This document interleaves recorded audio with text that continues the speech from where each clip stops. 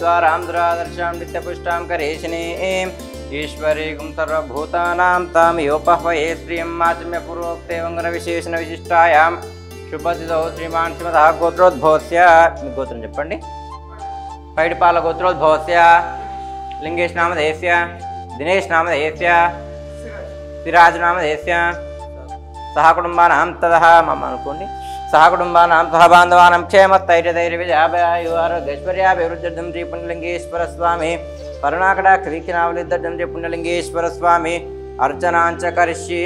ओम शिवाय नमः महेश्वराय नमः शंभवे नमः ओम पिनाकिने नमः शुचिशेखराय नमः वामदेवाय नमः विरूपाक्षाय नमः।